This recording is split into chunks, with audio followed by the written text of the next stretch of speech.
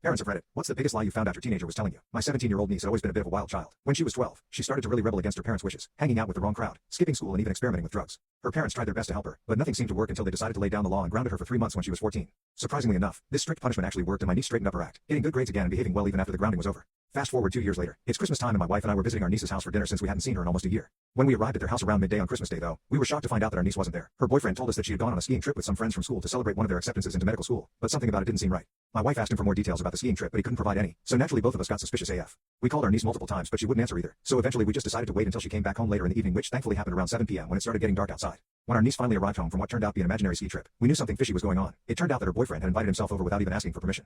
My wife immediately confronted him about lying earlier but all he could do was deny it, which only made things worse between them two. We spent the rest of our time there arguing with him while trying not to upset our niece too much in the process, but little did we know that this would only be start of some serious drama coming up soon enough.